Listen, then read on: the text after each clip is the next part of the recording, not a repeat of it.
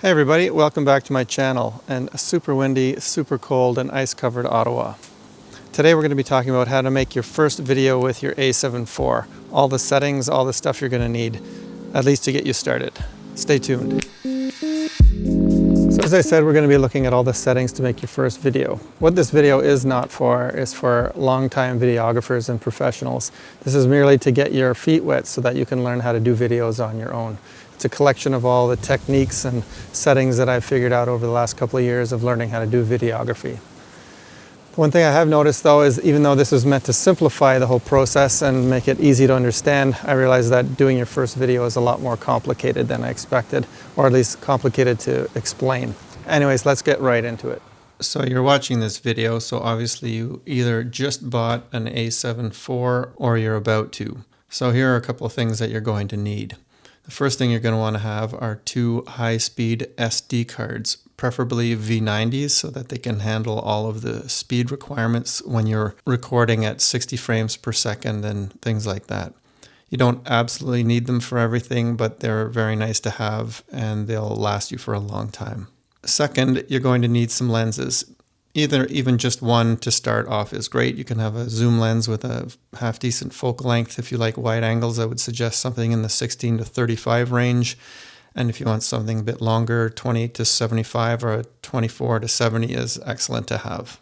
Then of course, you're going to want to have some spare batteries. A standard battery when you're recording video lasts about 2 hours. Anything longer than that will require some extra batteries for sure. And of course, if you know anything about the 180-degree rule in video, you're going to want to have some variable neutral density filters. I suggest starting off with the 2 to 5 stop variable ND, and with that you can still shoot outside and increase your aperture to reduce the amount of light. Now of course, if you want good audio, you're going to want to have some additional microphones above the ones that are built into the camera.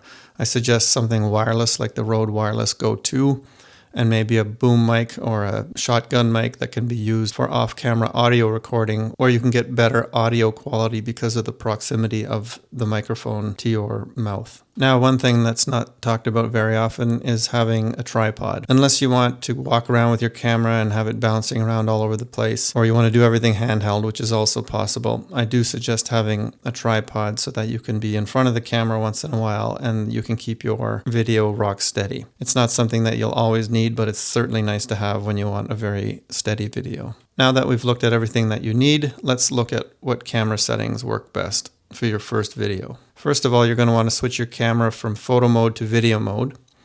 And then when you look at your menu system, you'll notice that now you have everything geared towards video. Now let's take a look at what settings you might want to have. Under image quality and file format, I suggest using 4K, and to make things easy and not having to worry about it, use the S version of XAVC 4K. This is a format that most computers are comfortable dealing with, and that gives you the maximum amount of quality. At a later date, you can look into the HS and SI versions and what they mean. Now under movie settings, you'll either want to be shooting at 30p or 24p.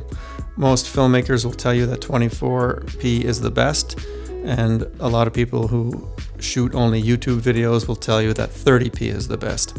I suggest looking more into this and deciding which you want to use. Personally, I use both. Now under record settings, you will choose which bitrate you would like to use.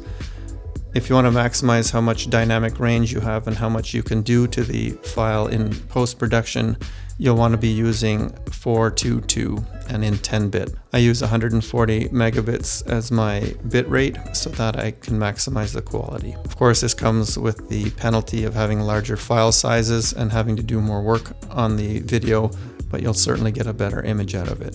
Now, under audio recording, make sure that it's on so that your microphones work, and also increase your audio gain level so that you can hear what is being said. Now, be careful with your audio record level, and you may want to experiment with this a bit, but you definitely don't want your audio to be going into the red zone when you're recording. You can look into this in other videos if you like.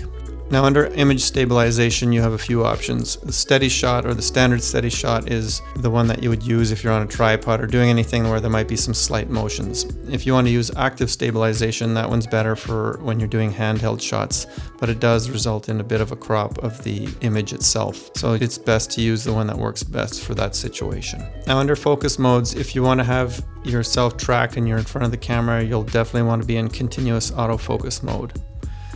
You're also going to want to change your focus area to wide so that the camera can see where you are no matter where you are in front of the camera. And if you want to be tracked when you're in front of the camera, you'll want to use face eye priority on and face eye subject as human if you're the one inside. If you happen to be doing video of a dog or of a bird, then you can select one of those, but those aren't nearly as often used. In video, there is such a thing as picture profiles, and there are two main ones that you'll be wanting to try out to begin with. PP8 or S-Log is a very flat profile that isn't something that you want to view the video in, but it allows you to add things like LUTs or do extra grading to it so that you can stretch out or maximize your dynamic range. This helps you to avoid noise in the shadows and to avoid clipping in the bright spots. This is a bit more work, so if you're going to use that, I would also suggest using Gamma Assist so that it doesn't look so flat on your screen. But if you want to keep things simple for now, I would use PP11 or S-Cinetone, which allows you to get quite a nice picture out of the camera without having to do very much work, or any work for that matter. I would give both a try. So now that we have everything set up with the camera, you're going to want to have everything working to match whether or not you're using 24 or 30p. In this case, I'm going to select 30p, and you're going to want to set your camera to 1/60th of a second in order to have the 180 rule that we were talking about. Not to get into too much detail about the 180 rule, but what it allows you to do is have just enough motion blur in the image so that it doesn't look choppy and fake. Having that motion blur makes it look a lot more natural. You don't need to get into this right now, but it's worth looking into once you have the time to do it. You'll also want to adjust your aperture so that your exposure is matched with everything, and your ISO to do the same. Use your aperture and your ISO to keep everything properly exposed while maintaining the same shutter speed of 1/60. Now that you have everything set up, go ahead and try shooting your first video. So now that you've created your first video, what you're going to want to do is do some processing on it. Now, the most basic processing that you can do on it is just to cut out the pieces that you want and to put everything together, maybe add a little bit of music, that sort of thing. The software that I recommend that you use, mainly because it's free and it's very powerful, is DaVinci Resolve 17. This may not be the software that you prefer in the end or in the long term, but I highly recommend you try it just because it has all of the functionality that you would ever want to have in video editing software. Because of the length of this video already, I'm not going to get into how to process or edit your videos. Also, there are so many videos online about that, and especially about DaVinci Resolve. I'll leave that to the experts. So that should about do it for now. Thanks very much for watching. If you found that anything was interesting or useful in this video, please feel free to give it a like. And if you'd like to see more content like this in the future, please go ahead and subscribe on the links below. And in the meantime, have a great night, and we'll see you in the next video. Thanks very much. Bye.